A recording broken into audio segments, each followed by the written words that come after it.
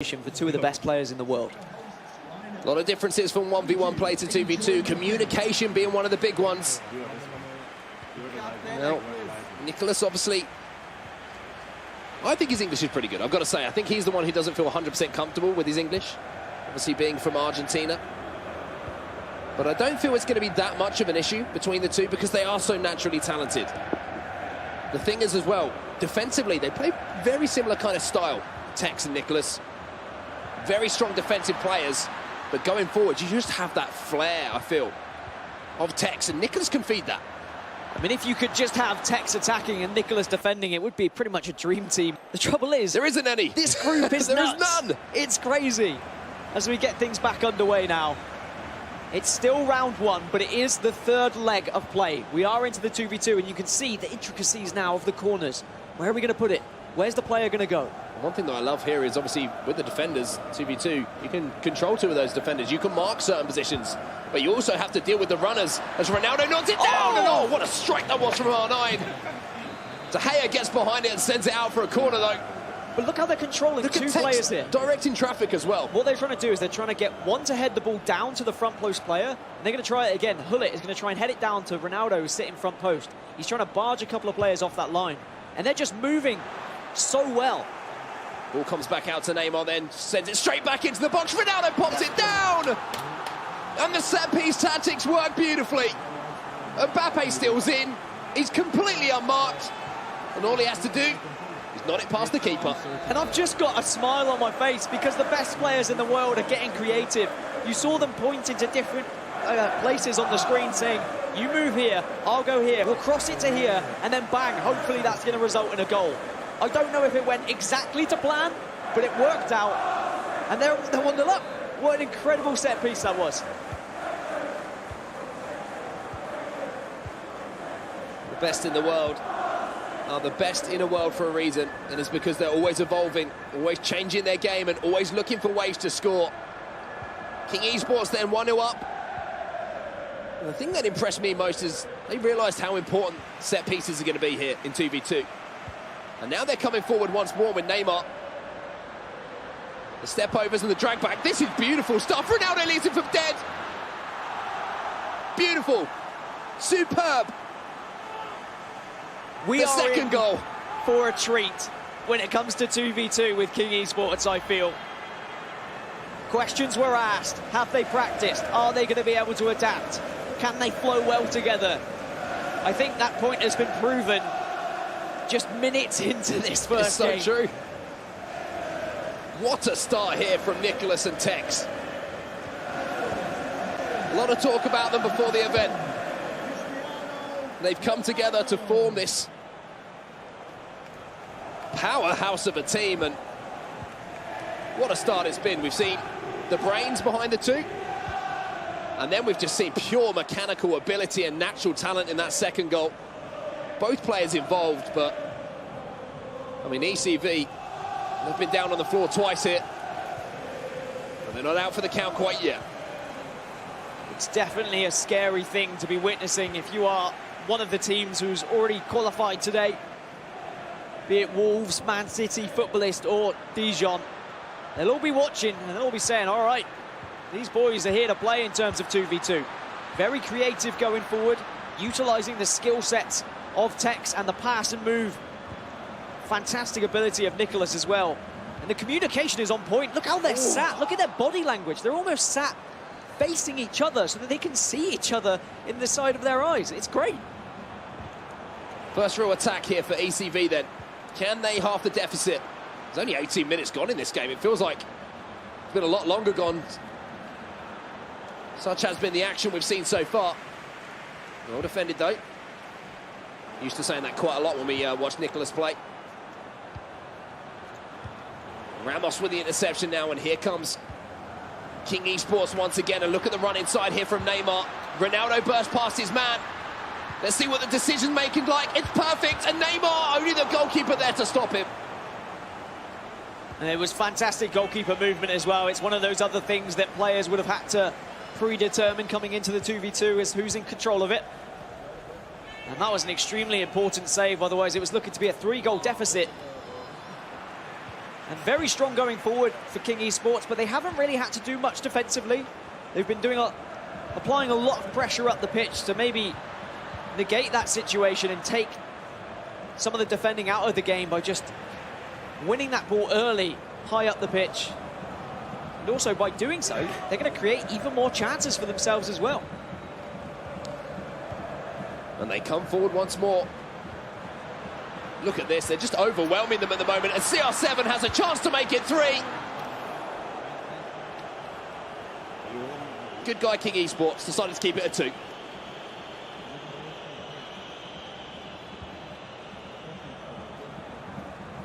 Now it's what ECV can actually do going forward, Mark. Because they haven't been able to really get that ball into the final third on the side of KiNG Esports' side. And they've been punished high up the pitch. Maybe they need to start playing a little bit of one-touch football, because you can see the blue shirts just swarming every time.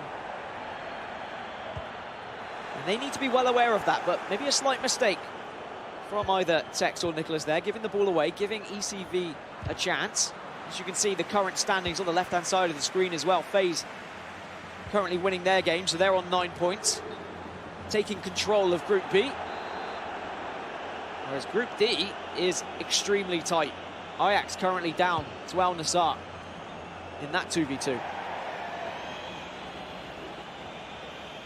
Defensively, KiNG Esports have been so impressive in this game. ECV really haven't had much of the play at all, to be completely honest with you. However, they did get let off the hook a little bit. El Tornado now.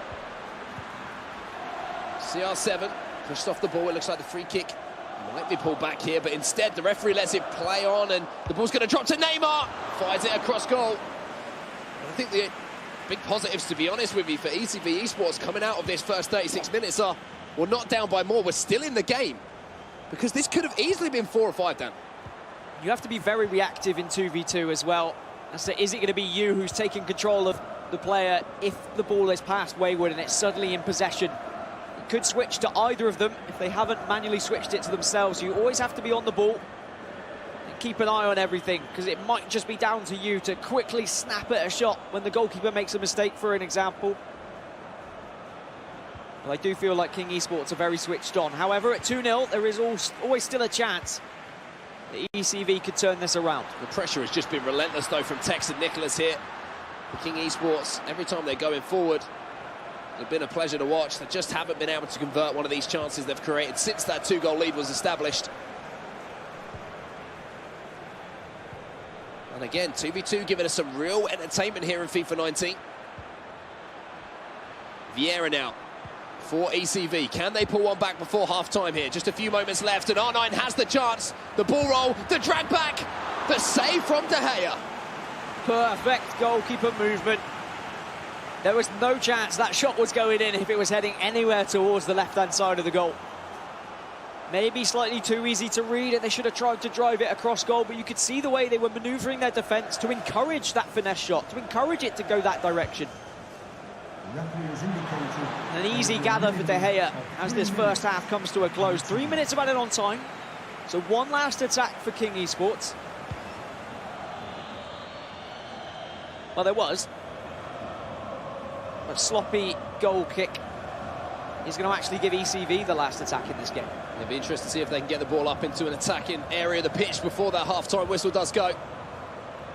Marcelo trying to turn here. There is a little bit of space around the corner for Neymar, but he's found Mbappe now. Hullet, perfect time to score here. Perfect time to get some belief back. CR7 on the follow-up, and there it is. 2-1 now, just before half-time. And that'll settle the nerves a little bit. And there are chinks in the armour for KiNG Esports. It was all from a mistake, it has to be said. That goal kick hammered out to the right wing, goes out of play for a throw-in, and from that throw-in, ECV able to secure a goal as the half comes to a close. KiNG Esports very comfortably could have gone in 2-0 ahead here, Mark. Goal for the visitors. To be honest with you, Dan, I think they'll be thinking maybe it should have been 3, maybe it should have been 4 up, not just 2-1. Get a goal of their own.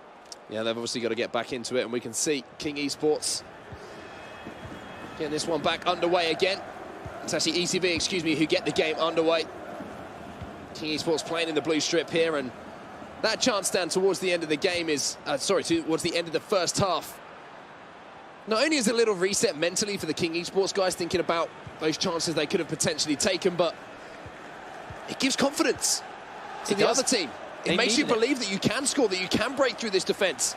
And here they come from the restart here, and if all of a sudden they tie this one up, boy, have we got a game on our hands. But decent defending from KiNG Esports again, just making sure they're positioning those centre-backs in the right place. Just cutting out simple passes, making ECV work for their attack. As Eusebio down on the right, does cross that one into the box, but it's easily nodded away. Just a teaser of a cross, just to let them know they're there. There's space here for Eusebio as well, here for ECV. And on the edge of the box, Patrick Vieira was in loads of space, and here he is, he's been found. Into Eusebio to tie it up. Good block though from Rudhullet in the box. And a 1-goal deficit is certainly more terrifying than 2. I mean, if we take ourselves back to last week at the LQE in London, a 2-goal lead meant nothing. So many 2-goal leads were thrown away by players. Surely the likes of Tekkz and NICOLAS can hold on to it. See what they can do creatively going forward again. You can see the player switching, the movement, making those runs off the ball. It's phenomenal. Well defended though by ECV. I'm really impressed with these guys. Not only how they've defended some of these situations and grown into the game. They gave the ball away there after winning it back, and it was just smiles across their faces. They're not getting caught up in the moment. They're not getting too down on themselves. I think they understand their best chances here is to enjoy this, express themselves, and try and take down these two Global Series ranking leaders on their respective consoles. As Varane makes that tackle now, and now you are going to see some changes in personnel. One thing that NICOLAS likes to do when he's playing 1v1 is obviously get those CDMs off of the pitch. Go either way. Sometimes it is going to be a closely contested, very heavily defensive game, or you're going to just see explosive attacks of people taking full advantage of that extra man. Well, jumping back into the game that we were watching. We've got around 25 minutes left in game. No change in the scoreline to report. However, ECV, are on the attack. Or defended again. Raphael Varane, that Team of the Year foot item. Making a crunching tackle, and now Eusebio. You can see the run inside from Neymar as well, but well defended there by Maldini. Now the question is, can ECV create another chance here before the end of the game? Before KiNG Esports potentially can put this one to bed. Messi now inside the box, Varane again across doing the defensive work for KiNG. You can see the excitement on the faces of the ECV lads when they get a chance, and it is just smiles. They do look like they're just happy to be here. They're enjoying themselves. They're going toe-to-toe with the best players in the world, but they need to be switched on. They need to keep focused. Decent defending. I want to have a word about that headset placement though. You've got to be listening to your teammate though, haven't you? But still get a little bit of game sound. Sometimes you want the ambience of the crowd just to get you firing.